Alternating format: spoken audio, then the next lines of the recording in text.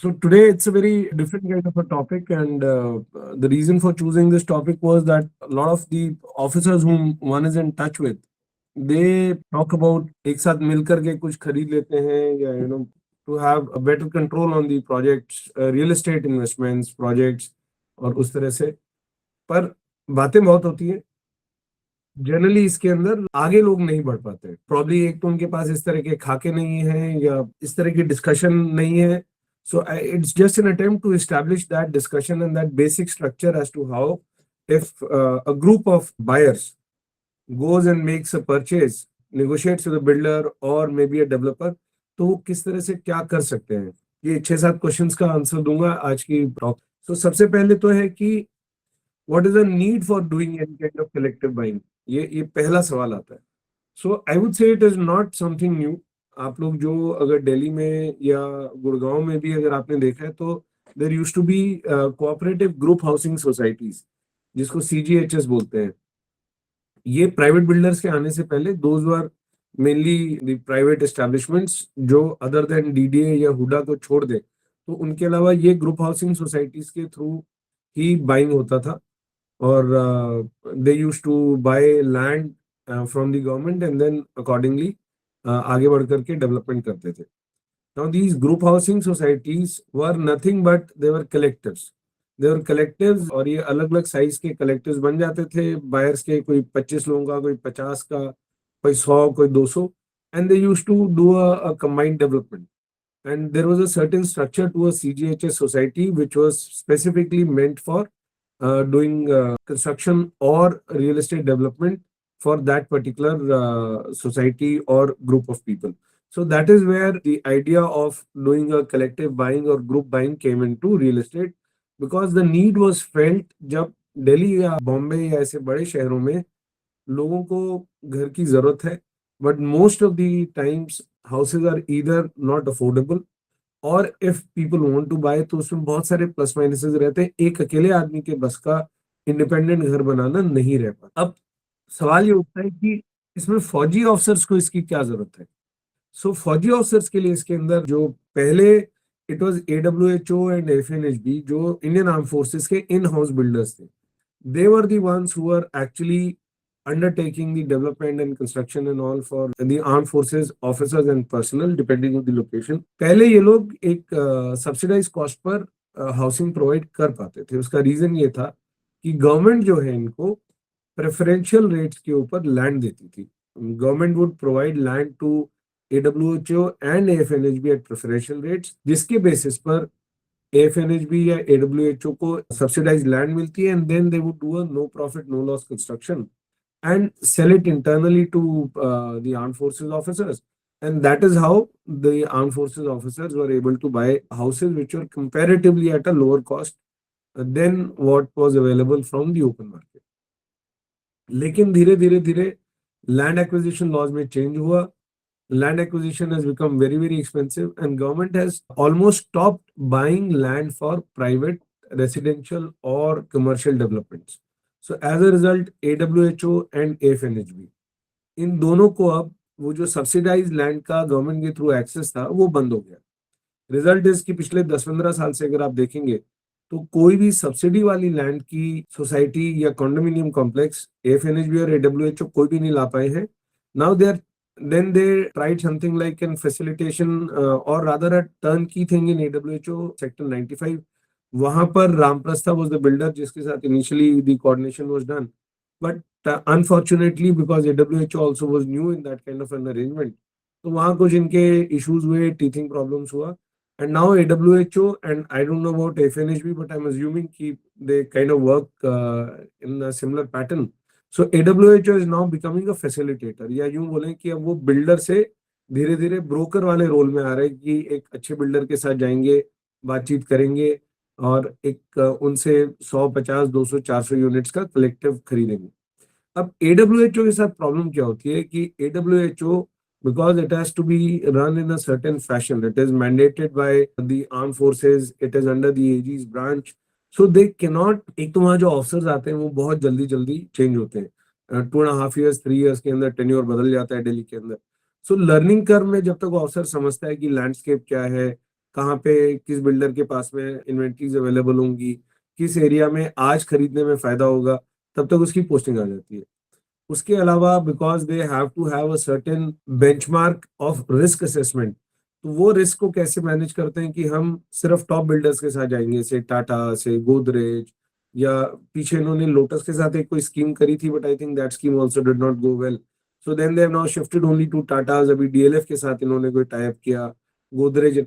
वहां पर दो चैलेंज आते हैं। एक, जो बड़े बिल्डर्स हैं वो in spite of whatever AWHO offers them, कोई बहुत ज्यादा सा कंसेशनल रेट देते नहीं है, 2-4% से ज्यादा का फर्क नहीं पड़ता है मोस्ट ऑफ द टाइम्स। उन बिल्डर्स के कंपैरिजन में, उन बिल्डर्स का जो सामान एडब्ल्यूएचओ या एफएनएचबी का मुझे नहीं पता, बट जो एडब्ल्यूएचओ के थ्रू लोग खरीदते हैं, उसके कंपैरेटिवली अगर थोड़ी सी कोशिश करें तो मार्केट में उससे भी सस्ता मिल जाता है इन रीसेल मार्केट और through other bigger brokers in the market. Second challenge क्या होता है, all these big builders they are already beyond a certain price threshold. अब एडब्ल्यूएचओ ने टाटा का प्रोजेक्ट के कुछ डील करा जिसमें 2.5 करोड़ का घर उन्होंने ऑफर किया। I doubt that 90% officers, non officers को तो छोड़ दीजिए कि वो अफोर्ड कर सकते हैं, 90% ऑफिसर्स भी मुझे ऐसा लगता है कि 2.5 करोड़ का प्रॉपर्टी अफोर्ड कर सकते हैं।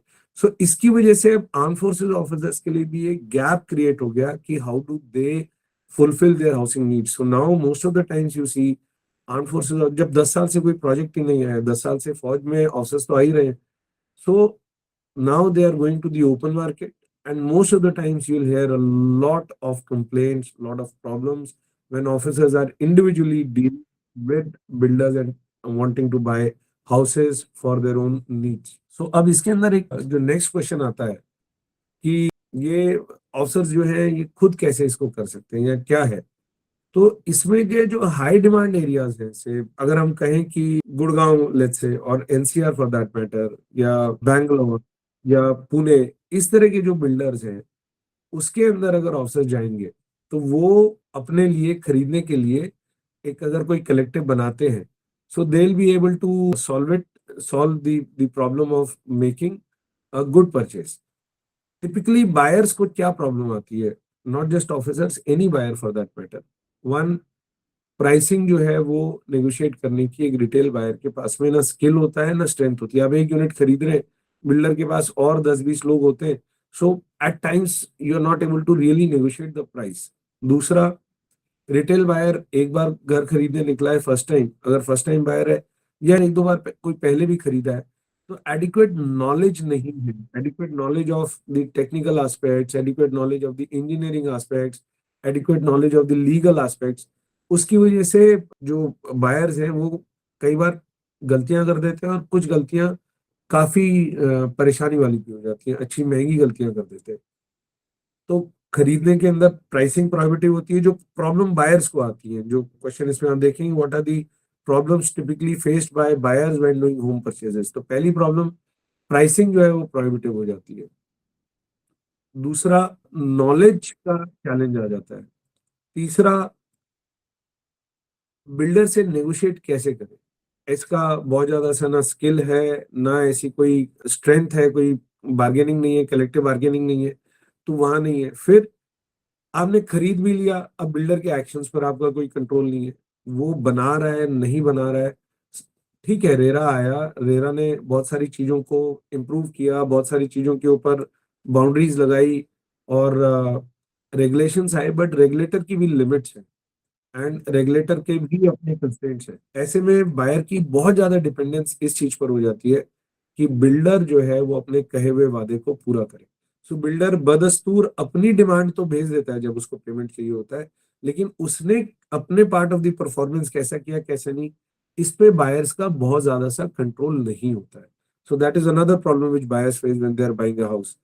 और लास्ट में जो सर्विसेज बायर्स अगर लेना चाहते हैं, let's say to mitigate these risks, if they want to engage a broker, if they want to engage an advocate, if they want to engage a structural engineer, if they want to engage an architect, तो ये services बहुत महंगी आती हैं। जो already आप एक घर खरीद रहे हैं 80 लाख करोड़ रुपए का, उसके बाद ये सर्विसेज का और खर्चा है, सो बाइंग बजट इंक्रीज हो जाते हैं।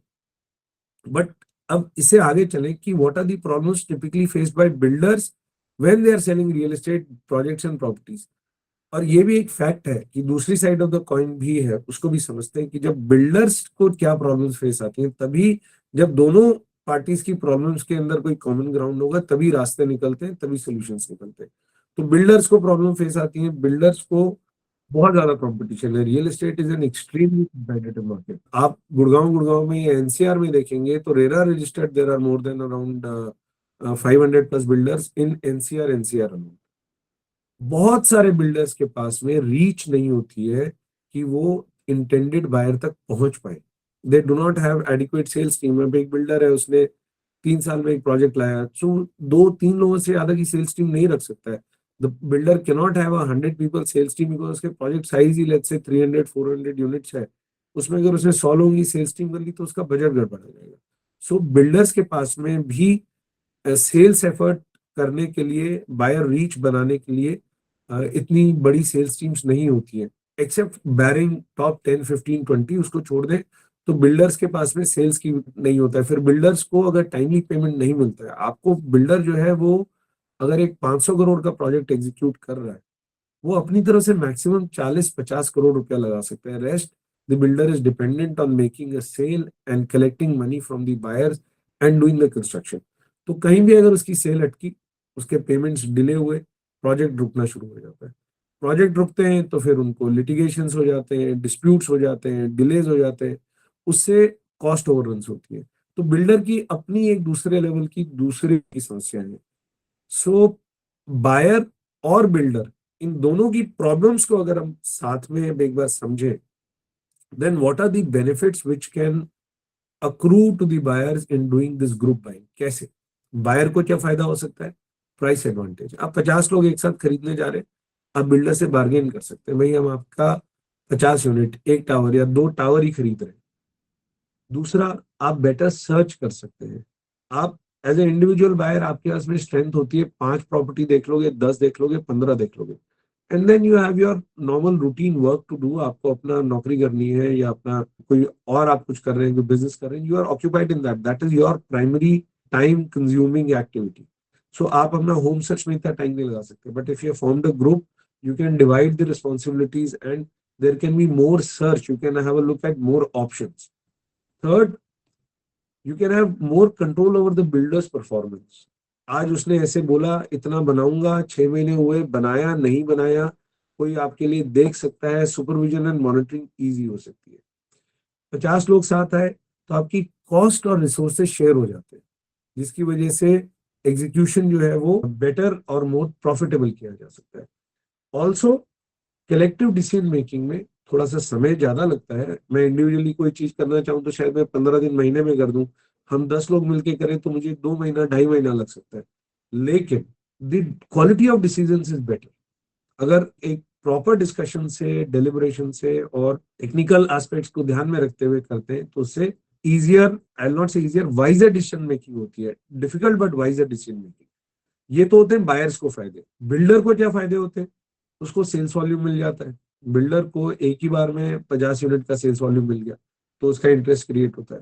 प्लस जब ये कलेक्टिव की तरफ से आ रहे हैं तो बिल्डर को एक तरह से पेमेंट इंश्योरेंस हो जाती है कि हाँ भाई, इन 50 लोगों से मेरे को मोर और लेस टाइम पर पेमेंट मिलेगा, पूरा पेमेंट मिलेगा, and a certain buyer quality has been ensured. फिर बिल्डर का वर्ड ऑफ माउथ बढ़ रहा है, उसकी मार्केटिंग एफर्ट कम होता है, उसको एक पॉजिटिव रेपुटेशन मिलती है, और उसके लिए प्रोजेक्ट की प्रॉफिटेबिलिटी क्रिएट हो जाती है। सवाल ये होता है कि जब ये सब है, सारी चीजें हैं, तो फिर why are people not able to do it? ये कलेक्टिव बाइंग या ग्रुप बाइंग क्यों नहीं हो पाती है? तो ये इसलिए नहीं हो पाती है, first of all execution becomes a challenge. कैसे करें? सो रीजन बीइंग, लोग, आइडिया आता है, एकदम जोश खाते हैं, आज ये हाँ बिल्कुल मेरे को तो, और उनको लगता है कि बस अब तो मेरा घर खरीदने का सपना पूरा हो जाएगा, और 400 लोग जो है व्हाट्सएप ग्रुप में जुड़ जाते हैं, और उसके बाद में वो फिजल आउट, बिकॉज हम सिर्फ इंफॉर्मेशन एक्सचेंज करके छोड़ देते हैं। The idea is execution. तो हर टास्क लिस्ट बना करके एक कॉस्ट बनाना कि इस टास्क को करने में कितना कॉस्ट लगेगा, टाइम का, मनी का, एनर्जी का, एफर्ट का, एंड एग्जीक्यूशन प्लान बनाना बहुत जरूरी है। फिर इंडिविजुअल बायर्स के इंटरेस्ट जो होते हैं वो कई बार एडिक्वेटली एड्रेस नहीं होते, तो लोग उस आइडिया से शुरू में जुड़ते हैं, बाद में वो दूर होते चले जाते हैं। सो इसलिए इंडिविजुअल इंटरेस्ट को बहुत अच्छे से डेलिब्रेट करना जरूरी होता है कि किसको किस तरह का बजट्स है, क्या इंटीरियर्स की रिक्वायरमेंट्स होती है, क्या स्पेस की रिक्वायरमेंट्स है, and then accordingly the search should be mounted. फिर होते हैं बहुत सारे मैनेजमेंट एंड गवर्नेंस इश्यूज आ जाते हैं ग्रुप के अंदर, लोग आपस में लड़ने लग जाते हैं। सो इसके लिए whenever a group is formed, such a group, it is very important to have formation guidelines, bylaws, and structure. There has to be a chairperson or coordinator. So एक पूरा स्ट्रक्चर बनाना पड़ता है कि भाई ये 400 या 100 या 200 या 50 लोग मिलेंगे, उनमें से 5-7 लोग ये जो है ये आगे वाले होंगे। और फिर क्या होता है कि नॉर्मली बायर्स के पास में स्किल और नॉलेज की इनएडिक्वेसी होती है, उन्हें आइडिया नहीं होता है कि कैसे होना है। तो सब इधर उधर से व्हाट्सएप ज्ञान, गूगल ज्ञान ला करके डालते रहते हैं। It is important when someone tries to do this initially they should engage professionals, industry के, लीगल के, अकाउंटिंग के, ताकि वो आपको सही और रेलेवेंट जानकारी दे सके। जानकारी बहुत अवेलेबल है, उसमें बहुत सारी सही नहीं है, बहुत सारी रेलेवेंट नहीं है। फिर क्या होता है जी, बायर्स मेंबर्स के कंप्लाइंस नहीं आते।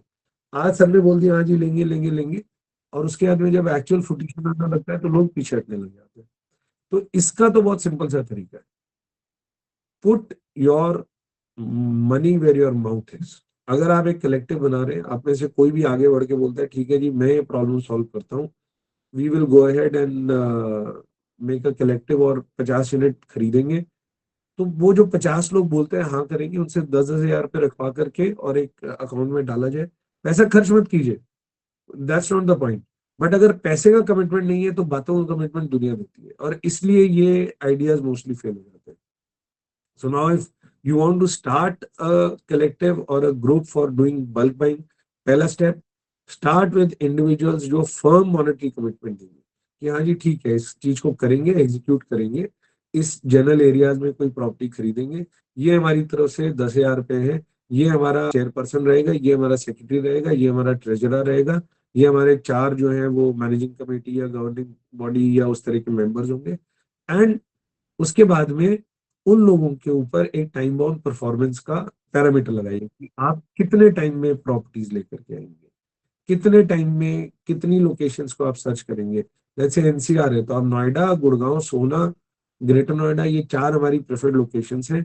इनकी आप एडिक्वेट हमारे हिसाब की जो प्रॉपर्टीज हैं वो कितने टाइम में सर्च करेंगे, किस तरह के बिल्डर्स, ये सब चीजें टाइम बाउंड मैनर में। ऐसा नहीं है मेरे को बना दिया वहां पर प्रधान, मैं बन गया हूँ चेयरपर्सन, वाहवाही भी होगी, सब लोगों ने 10-10 हजार रुपये भी कर लिए, और फिर मैं अपने बेटे की बोर्ड की एग्जाम के अंदर लग गया, नहीं।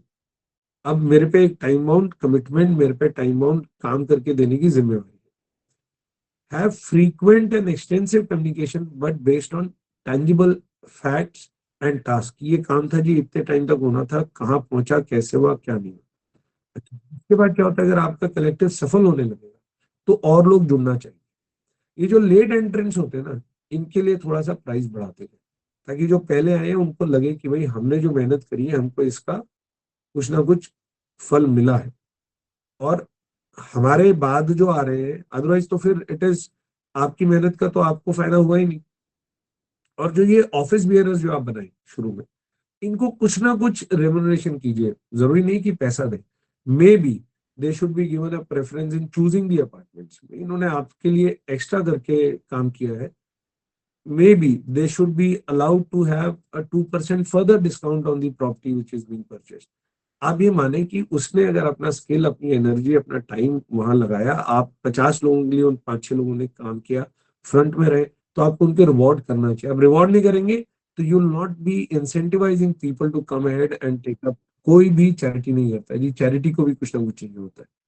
So if you go about this in a structured manner, I am very sure with common interest. और एक ये बहुत बार लोग कहते हैं कि लाइक माइंडेड पीपल नहीं होते, there are no like minded people, there are only common interests.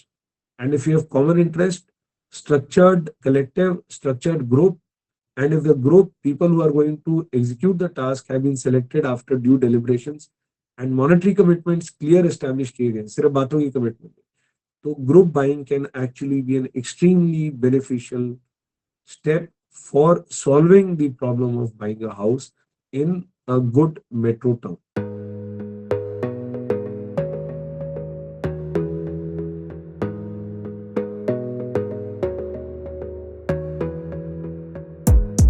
gotta focus on yourself, on your faith, on your dreams, on your mind, on your health, yeah.